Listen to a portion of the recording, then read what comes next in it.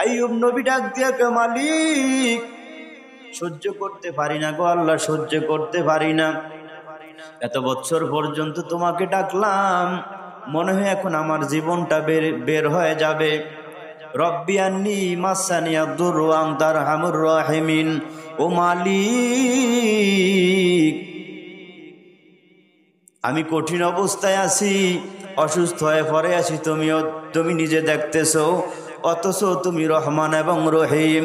আইয়ুব নবী এই কথা বলে নাই, আল্লাহ আমি অসুস্থ হয়ে গেছি, আপনি আমাকে সুস্থতার নেয়ামত দান করেন, কঠিন রোগ থেকে আমাকে মুক্তি করেন। আইয়ুব নবী বলেন, আল্লাহ আজকে আমি কঠিন মুসিবতে আছি, কষ্টে আছি, অথচ আপনি রহমান এবং রহিম। যখন আল্লাহর কাছে চোখের পানি ফালাইয়া হাউমাউ করে কান্নাকাটি শুরু করলেন, আল্লাহ রব্বুল আলামিন জিব্রাইল আমিনকে ডাক দিয়া বলে, জিব্রাইল তাড়াতাড়ি জান্নাত থেকে একটা রুমাল, একটা চাদর নিয়া আইয়ুব নবীর কিনারায় দৌড়াও।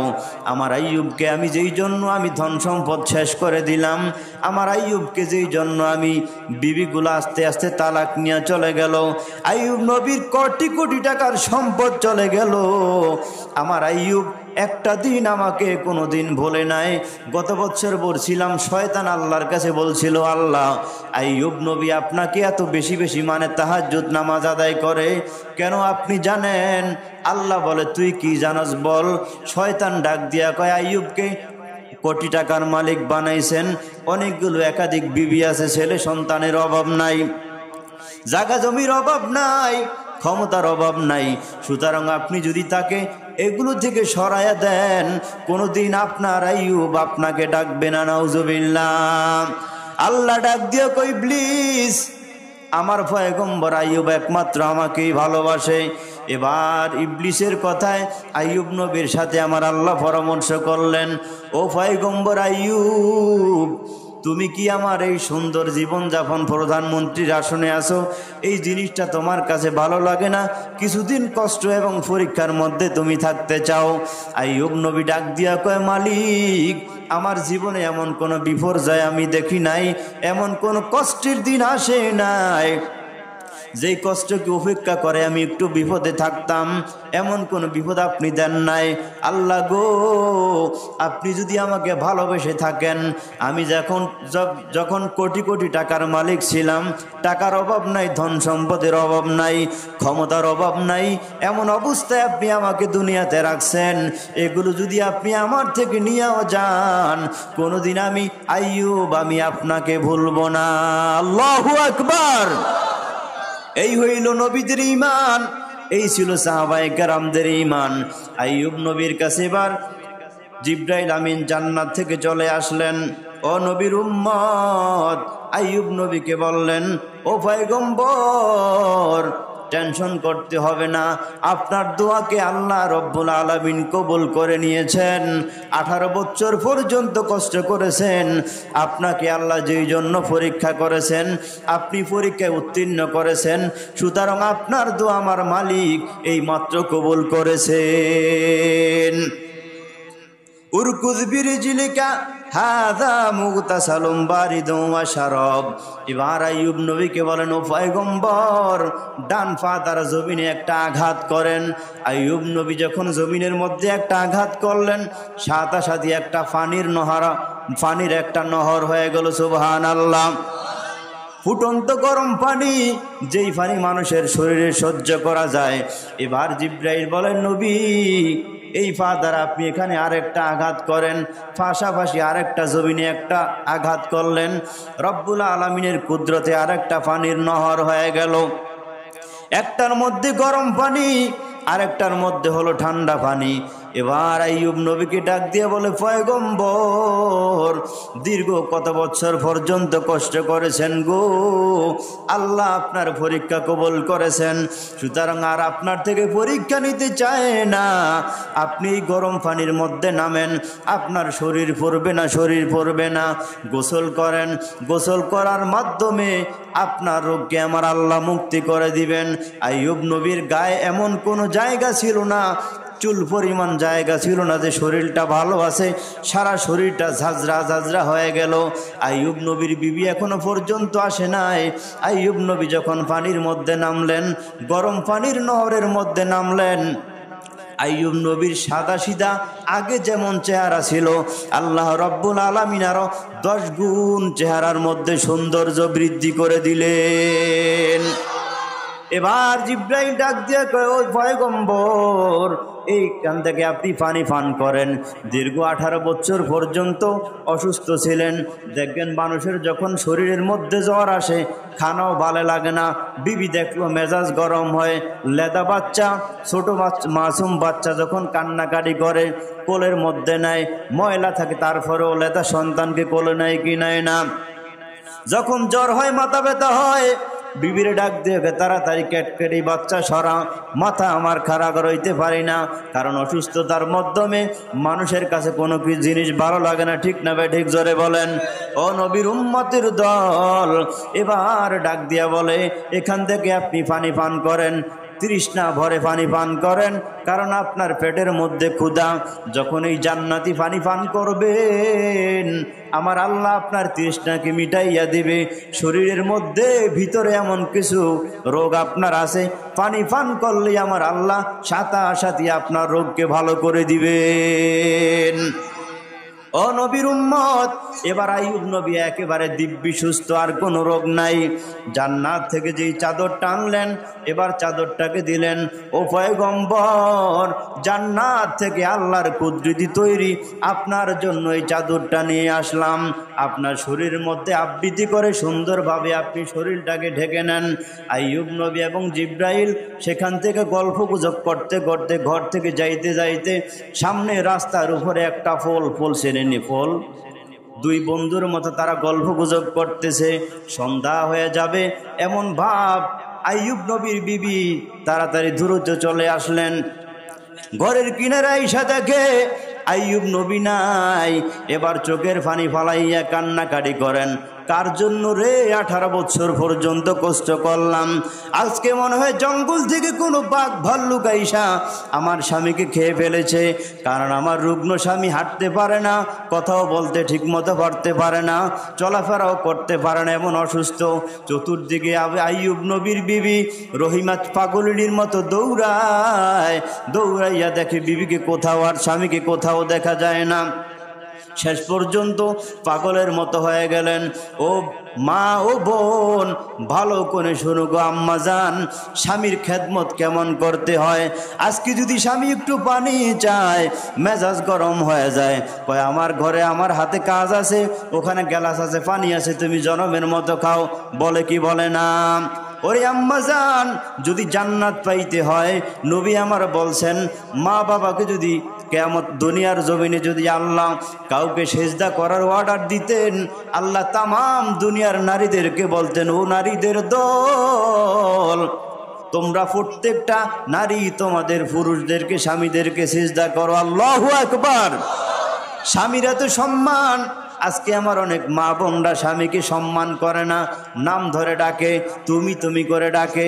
তুমি করে ডাকলে যদি স্বামী মাইন্ড করে, ডাকার দরকার নেই, আপনি করে বলেন। স্বামী এবং স্ত্রী, ভাই এবং বোনের মতো চলাফেরা করবেন। ও নবীর উম্মত, আইয়ুব নবীর বিবি রহিমা পাগলের মতো কান্নাকাটি করতেছেন। চতুর্দিকে জঙ্গলে ঘুরে ঘুরে কোথাও আইয়ুব নবীকে দেখে না। আইয়ুব নবীর বিবির মেজাজ গরম হয়ে গেল। আরে আমার স্বামীকে না কোনো সন্ত্রাসীরা ধরে নিয়ে গেল, মাথার মগজ বিক্রি করবে, কিডনি বিক্রি করবে। ওই যে দুইটা লোক সেখান দিয়ে কিন্তু তিনি আসছেন, কিন্তু আইয়ুব নবী আগের মতো নাই। আল্লাহ রব্বুল আলামিন জান্নাতি পানি পান করা এবং গোসল করার দ্বারা পরীক্ষায় পাশ করার কারণে জান্নাতি যুবকদের মতো আমার আল্লাহ সুন্দর বানিয়ে দিয়েছেন। এবার স্বামীকে চিনতে পারে নাই, দৌড়াইয়া চলে গেল। মানুষ দেখে জিব্রাইলের দিকে তাকাইয়া কয়, ভাই, আমার এখানে রুগ্ন স্বামী ছিল, অসুস্থ, তিনি হাঁটতে পারেন না, সুতরাং আমার স্বামীকে আমি দেখি নাই, আমি আল্লাহর দরবারে কি জবাব দিব, আমি মালিকের দরবারে কি জবাব দিব? আমার স্বামী সারাদিন রোজা, ক্ষুধার্ত স্বামীর জন্য আমি খাবারের তালাশে গেলাম, এই যে তাকাইয়া দেখেন আমার হাতের মধ্যে খাবার, আমার স্বামী রোজা ভাঙবে এই জন্য আমি এখানে আনিস। অনবীর উম্মতের দল আইয়ুব নবীর সেখানে যাইয়া এবার জিব্রাইল আমিন আইয়ুব নবীর দিকে তাকাইয়া একটা মুস্কি হাসি দিলেন। সুবহানাল্লাহ। মুস্কি হাসি দিয়া কয়, রহিমা রে, তাকাইয়া দেখো এই লোকটাকে চিনোনি? বিবি রহিমা যখন আইয়ুব হযরত জিব্রাইলের কথায় স্বামীর দিকে এইভাবে তাকাইছেন, তাকাইয়া দেখে আসলে স্বামীর মতো দেখা যায়, কিন্তু স্বামীর আগের সেই রূপ নাই। আল্লাহ অনেক সুস্থতার নেয়ামত দান করেছেন, 10 গুণ সৌন্দর্য আল্লাহ বৃদ্ধি করে দিলেন। এবার স্বামীকে এইভাবে পাঞ্জা করে ধরলেন আর ডাক দিয়ে বললেন, স্বামী আমার, আল্লাহ আপনার পরীক্ষা কবুল করেছেন, আল্লাহ আপনার পরীক্ষা কবুল করেছেন গো। আমার আল্লাহ মনে হয় আপনার উপরে খুশি হইয়া আপনাকে আমার মালিক আল্লাহ সুস্থতা দান করেছেন। কয়, হ্যাঁ বিবি, আমার আল্লাহ এই যে বিস্তারিত ঘটনাগুলো বললেন, আমার আল্লাহ আমাকে সুস্থ করেছেন, সুতরাং আমার ওই বিবিরা আমাকে রাইখা চলে গেল। আমি তো তোমাকেও বললাম তুমিও যাইতে পারো, কারণ মুমিন একমাত্র ভরসা করে কার উপরে? জোরে বলো, আল্লাহর উপরে। সুতরাং আমরাও যতদিন দুনিয়াতে বাসি ভরসা করব কার উপরে? জোরে বলেন। আল্লাহ ছাড়া অন্য কারো উপরে ভরসা করা যাবে? কেউ যদি কোনো মানুষের উপর দুনিয়াতে ভরসা করে চলে, আল্লাহ বলেন তুমি আমার উপরে আস্থা পরিপূর্ণ নাই, আরেকজনের উপরে ভরসা করো, সুতরাং তোমার হাল আমি ছেড়ে দিলাম, দেখি তোমার নেতা তোমাকে কি করতে পারে। দেখা যায় ক্ষমতায় থাকে নেতা, তারপরেও ওই বাংলাদেশে আমরা দেখি এমন কিছু নেতা এমন বিপদে পড়ে তার দলের মানুষ প্রশাসন তাকে বাঁচাইতে পারে না। এমন নজির হয় কি হয় না? তাহলে বোঝা গেল সব ক্ষমতার মালিক কে? সব ক্ষমতার মালিক আল্লাহ। সুতরাং আল্লাহই পারেন। আল্লাহ বলেন আমার উপরে ভরসা করো, আমাকে বিশ্বাস করো, আমাকে মানো, আমার নেয়ামতের শুকর আদায় করো, দুনিয়াতে আমি আল্লাহ তোমার অভাব রাখবো না। কিয়ামতের ময়দানে কঠিন মুসিবত তোমাকে আমি আল্লাহ ফেরেশানিতে রাখবো না। তুমি যদি আমাকে পৃথিবী থেকে রাজি করতে পারো নবীদের মতো, সাহাবীদের মতো, বুজুর্গানে দিনের মতো, তাহলে কিয়ামতের ময়দানে আমি আল্লাহ খুশি হইয়া তোমাকে জান্নাতের সার্টিফিকেট দান করব, তার মানে তোমাকে আমি বিনা হিসেবে জান্নাতুল ফেরদাউস দান করব। সুবহানাল্লাহ। এবার দুইজন একত্রিত হইয়া তাদের বাড়িতে চলে গেলেন, যে চলো আমাদের বাড়িতে যাই। যায় তাকে দেখে যে বাড়িটা ধ্বংস হয়ে গেল, বিল্ডিং ধসে নষ্ট হয়ে গেল। তাকাইয়া দেখে বাড়ি আগের ঘর আগের মতোই, আগের চাইতে আরো সুন্দর উজ্জ্বল ঘর দেখে আমার আল্লাহ তৈরি করে দিলেন। সুবহানাল্লাহ। গরুর যেই পাল, মহিষের যে পাল ছিল সেই পালগুলো তাকাইয়া দেখে অভাব নাই, আরও আল্লাহ বৃদ্ধি করে দিলেন। ওনার 7টা সন্তান, 4টা ছেলে 3টা মেয়ে, তারা যে বিল্ডিং ধসে প্রাইভেট পড়ার জন্য সেখানে গেল আর বিল্ডিং ধসে মারা গেল। তাকাইয়া দেখে 7টা টকবকে যুবক যুবতী সন্তান আমার আল্লাহ ফিরিয়ে দিলেন। আল্লাহ পারে কি পারে না? ওনার মন্ত্রণালয়ের যে সমস্ত কাগজপত্র ছিল, যেগুলো দ্বারা উনি রাষ্ট্রের প্রধানমন্ত্রী, আমার আল্লাহ সব কিছুকে ফিরিয়ে দিলেন। অতএব সে আল্লাহ এখনো পৃথিবীতে আছে না নাই? না দুর্বল হয়ে গেছে, বিরুদ্ধ হয়ে গেছে না? আল্লাহ বলেন না, আমি আগেও যেমন ছিলাম এখনো তেমনই আছি, ভবিষ্যতেও তেমন থাকবো। আমার কোনো লয় নাই, ক্ষয় নাই, আমার কোনো পরিবর্তন নাই। আরে দুনিয়ার সরকার 10 বছর 15 বছর 20 বছর জোর করে যদি থাকে, একটা সময় এমন অবস্থা হয় মানুষের আন্দোলনে এই দেশ থেকে অন্য দেশে পালায় যাইতে বাধ্য হয়। আল্লাহ বলেন তামাম দুনিয়ার মানুষ যদি আমার বিরুদ্ধে আন্দোলন করো, তোমরাই পালাতে হবে, আমার কোনো কোথাও পালানো লাগবে, কারণ আমার দুনিয়াতে থাইকে আমার বিরুদ্ধে স্লোগান, এটা কোনোদিন আমি সহ্য করব না। এবার তারা বাড়িতে চলে গেলেন। এবার রহিমাকে ডাক দিয়ে বলেন, বেবি আমার, আমি যে তোমাকে 100 বেত মারবো বলছিলাম সেটা আমি কসম করেছি, সুতরাং আমার এখানে কসম তো পুরা করতে হবে। আপনারা কি বলেন, কসম পুরা করতে হবে না? তুমি যে একজন নবী, বর্তমানে আমাদের দেশে কিছু কিছু মানুষ আছে বিবিরে কয় তালাক দিয়া দেয়, এই 1 তালাক 2 তালাক, তোর মা তালাক, বাপ তালাক, তোর বোন তালাক, এমন বলে কি বলে না?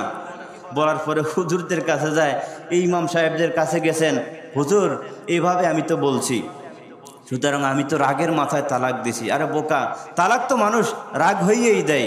কেউ কেউ বিবি কি বলে, বিবি আই লাভ ইউ এক তালাক, এই কথা বলে নাকি কেউ? তালাক দেয় মানুষ রাগের মাথায়। সুতরাং মানুষ কি যেন, আবার কিছু মানুষ আছে বাংলাদেশে নেতা টাইপের, ওরা কয় কারে এমন স্বামী স্ত্রী ভেজাল হয়, তোমরা এই ব্যাপারটা হুজুরদের কাছে কেন যাও? এটা তো আমরাই সমাধান করে দিতে পারি।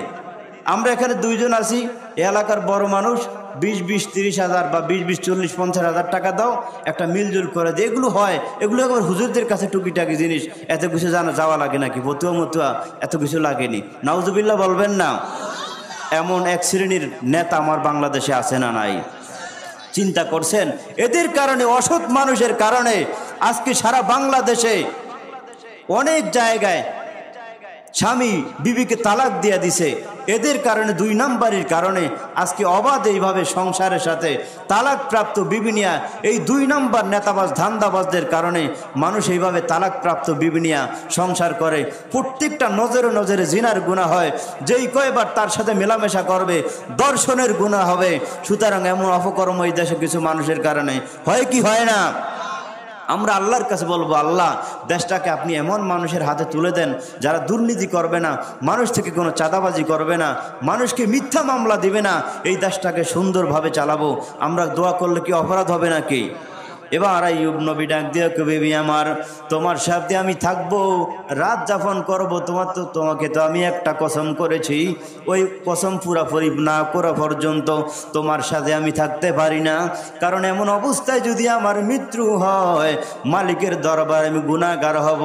দুনিয়ার আগুন সহ্য করতে পারবো, জাহান্নামের আগুন সহ্য করার ক্ষমতা কারো আছে? ও নবীর উম্মত, এবার বিবি রাজি হয়ে গেলেন।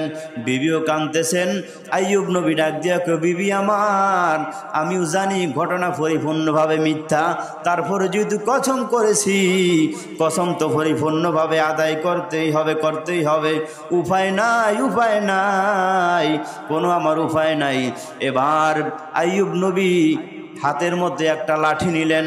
বিবি রহিমা 18 বছর পর্যন্ত যার জন্য পাগল ছিলেন, অসুস্থতার মাধ্যমে চাঁদা খুঁজে খয়রাত খুঁজে যাকে খাওয়াইলেন। এবার ডাক দেও, বিবি রে, আমি জানি তুমি আমার জন্য কি কষ্ট করেছো, সুতরাং আমি যেহেতু কসম করেছি, এই কসম তো পরিপূর্ণভাবে পুরা করতে হবে। হাতের মধ্যে নিয়ে এত বড় একটা লাঠি দ্বারা বিবি রহিমাকে মারবেন। স্বামীও কাঁদে, বিবিও কাঁদে, কিন্তু আল্লাহর বিধান ফাঁকি দেওয়ার কোনো কায়দা নাই। আল্লাহ কোরআনে বলছেন, কথাগুলো সুন্দরভাবে কোরআনের মধ্যে উল্লেখ করে দিয়েছেন, ওয়াখুযু বিয়াদিকা বিগসান ফাযরিব বিহি ওয়ালা তাহনাস। ও নবীর উম্মত, যখন লাঠি ভাবে উঠালেন, আঘাত করবেন, ফিটের মধ্যে বাড়ি মারবেন। যখন এইভাবে হাতটাকে উঠাইলেন, শক্তি করলেন, এইভাবে মারবেন, পিছন থেকে কে যেন লাঠিটা টান দিয়া নিয়ে গেল। সুবহানাল্লাহ বলেন। এবার তাকাইয়া দেখে লাঠি হাতের মধ্যে আছে, রহিমার পিঠের উপর লাঠি ওঠে না। আবার চেষ্টা করলেন, আবারও কে যেন ধরে ফেলছে, লাঠি রহিমার গায়ে যায় না। সুবহানাল্লাহ বলবেন না? ও মুসলমান, জিব্রাইল আমিন আমার আল্লাহ জিব্রাইল আমিনকে পাঠাইয়া দিছে। ও জিব্রাইল, বিবি রহিমার সাথে যেই সমস্যাগুলো হয়েছে, কাফের মহিলাকে ওয়াসওয়াসা দিল ইবলিস শয়তানের ওয়াসওয়াসায় পড়ে যেই লাঠি বিবি রহিমার পিঠের উপরে মারবে, আমি আল্লাহ চাই না এমন লাঠি দ্বারা আমার রহিমাকে আঘাত করা হোক।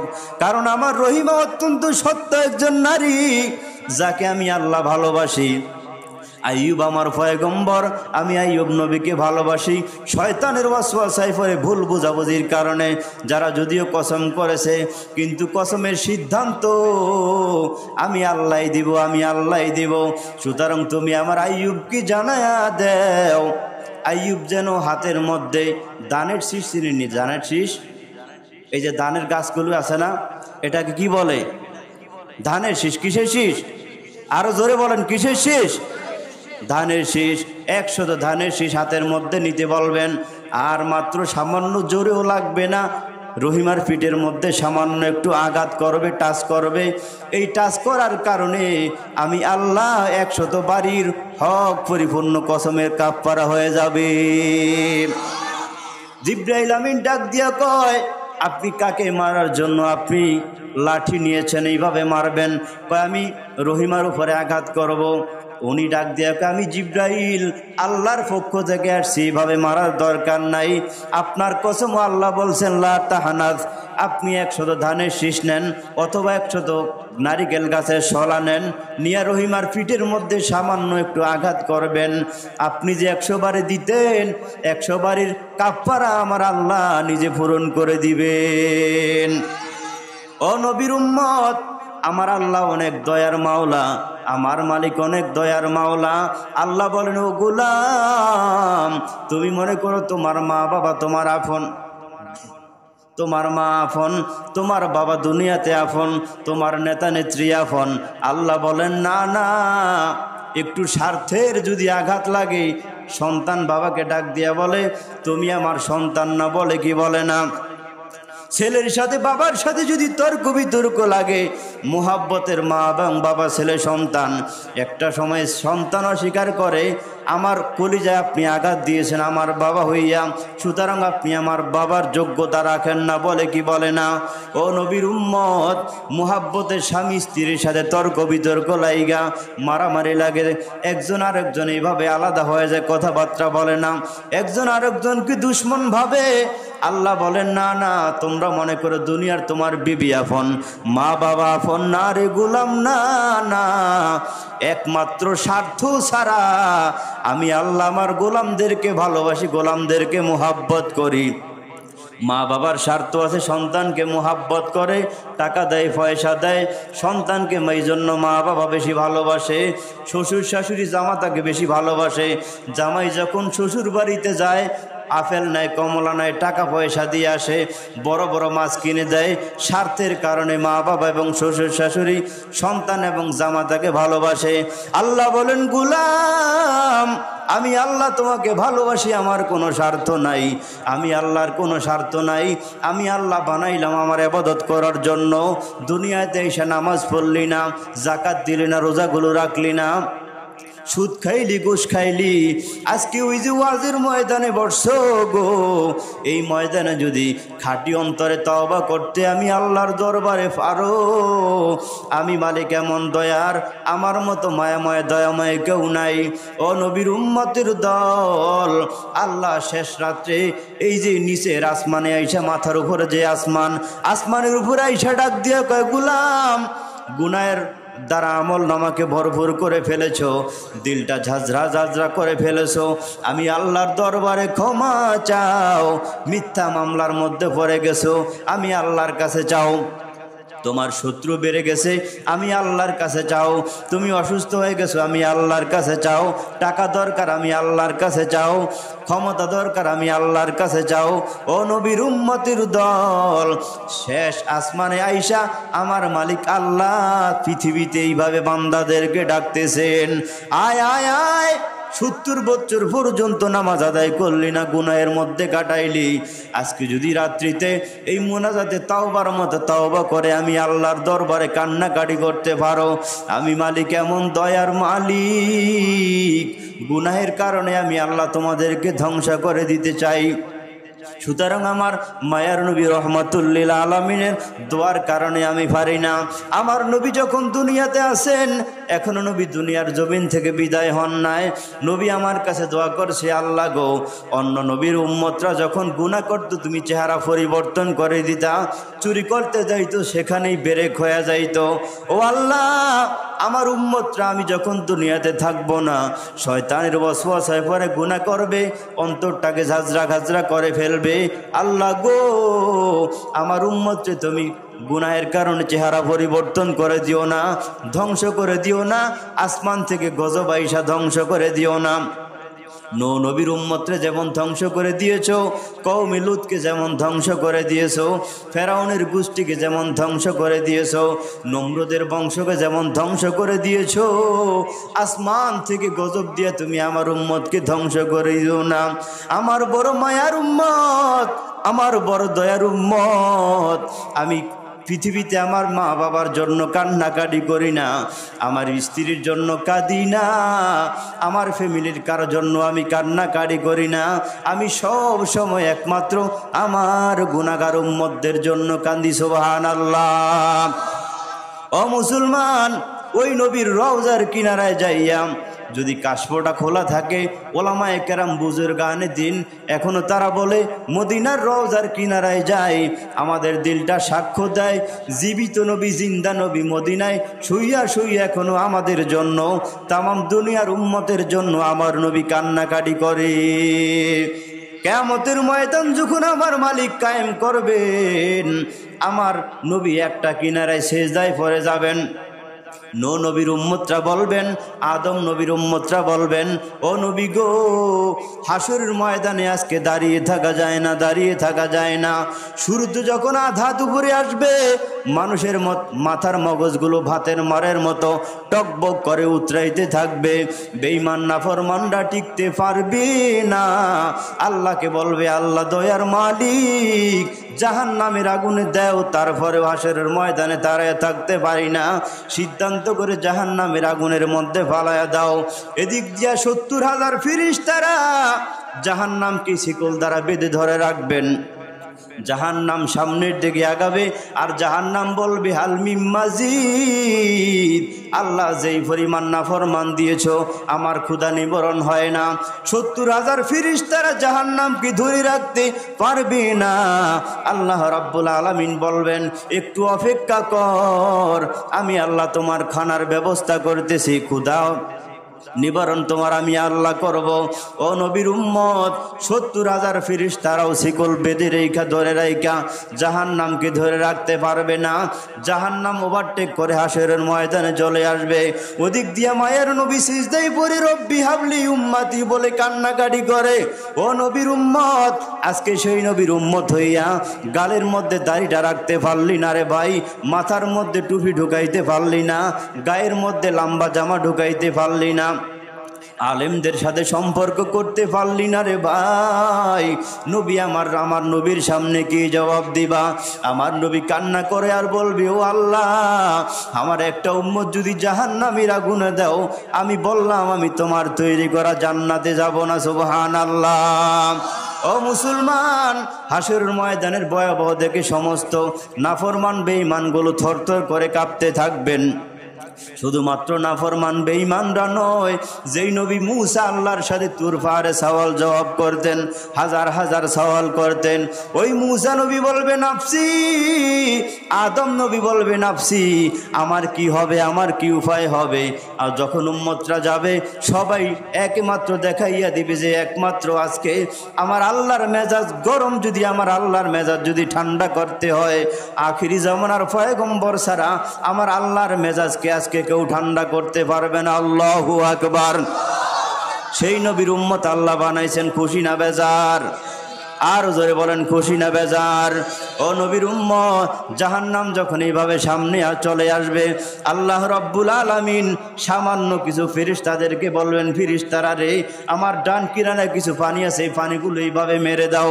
সামান্য কিছু পানি যখন মারবে, তাস করে জাহান্নাম অনেক দূরে চলে যাবে। এবার ফেরেশতারা বলবে, মালিক, এটা কিসের পানি মারলা, ব্যাপারটা বুঝলাম না। ৭০,০০০ ফেরেশতারাও শিকল ধরে জাহান্নামকে আটকাইয়া রাখতে পারলো না। এটা কি আবে হায়াতের পানি, না টিউবওয়েলের পানি, নদীর পানি, না কিসের পানি আল্লাহ গো? না হাউজে কাউসারের পানি? আমার আল্লাহ বলবেন না, এই পানি এইভাবে টিউবওয়েলের পানি না, আবে হায়াতের পানি না, জমজমের পানি না, হাউজে কাউসারের পানি না। এই পানিগুলো ভালো আমার গুনাহগার উম্মতের, আমার নবীর উম্মতের চোখের পানি। বয়ানের মধ্যে, ওয়াজের মধ্যে বৈশা মুনাজাত ধরে ওলামায়ে কেরামের মুনাজাতের সাথে চোখের পানি ফালাইয়া কান্নাকাটি করেছে। একাএকি বিভিন্ন জায়গায় অন্ধকার কবরের ভয়ে, জাহান্নামের ভয়ে চোখের পানি ফালাইয়া হাউমাউ করে কান্নাকাটি করেছে। আজকে আমি আল্লাহ আমার গোলামদের যারা আমার ভয়, কবরের ভয়ে, জাহান্নামের ভয়ে, আমার মোহাব্বতে যারা চোখের পানি ফালাইলো, চোখের পানিগুলাকে আমি আল্লাহ এক জায়গায় জমা করে রাখলাম। চোখের পানি মারার সাথে সাথে জাহান্নাম হাসরের ময়দান ত্যাগ করে জাহান্নামের স্থানে চলে যায়। ও নবীর উম্মত, আজকে আমি আল্লাহর দরবারে কান্নাকাটিও করতে পারি না। এজন্য মুনাজাত ধরে একে একে আল্লাহর কাছে কান্নাকাটি করবেন। ও মালিক, আপনার কাছে টাকা চাই না, পয়সা চাই না, কিছুই চাই না, মেহেরবানি করে আমাদের জিন্দিগির গুনাহগুলো মাফ করে দেন। ও নবীর উম্মত, আল্লাহর মেজাজকে কেউ ঠান্ডা করতে পারবে না। এবার রহমাতুল লিল আলামিন আমার নবীর দরবারে সমস্ত মানুষগুলো চলে যাবে, ডাক দিয়ে বলবো, নবী আমার। আল্লাহকে বলেন আল্লাহ যেন বিচারের কাজটা শুরু করে দেয়। রহমাতুল লিল আলামিন আমার আল্লাহ ডাক দিয়া বলবেন, ইয়া মুহাম্মদ ইরফা রাসাক। ও নবী আমার, কান্না করতে হবে না। মক্কা মদিনায় বেঈমানরা আপনার উপরে কম নির্যাতন করে নাই। ওই মক্কার আবু জাহাল, উতবা, সাইবা বেঈমানের ঘরের বেঈমানরা আপনার উপরে নির্যাতন করেছে, আপনাকে মেরে ফেলার ষড়যন্ত্র করেছে। আপনি শুধু একমাত্র উম্মতের শান্তির জন্য, মানুষের শান্তির জন্য কালেমার দাওয়াত দিয়েছেন, মায়ের সহ্য করেছেন, অনেক কষ্ট করেছেন। দুনিয়াতে আমি আল্লাহ আপনাকে কম কাদাই নাই। মদিনার রওজায় শুইয়া শুইয়াও আপনি হাউমাউ করে উম্মতের জন্য কান্নাকাটি করেছেন। আজকে হাসরের ময়দানে আপনার কান্নাকাটি করা লাগবে না। আপনার উম্মতের মধ্যে যাদের যাররা পরিমাণ ঈমান আছে, তাদের ব্যাপারে আপনি শাফাত করেন, আমি আপনার শাফাত কবুল করব। আপনার শাফাতকে কবুল করে আপনার উম্মতগুলোকে আপনার হাত মারফত হাউজে কাউসার সহ জান্নাতুল ফিরদাউস আমি আল্লাহ দান করব।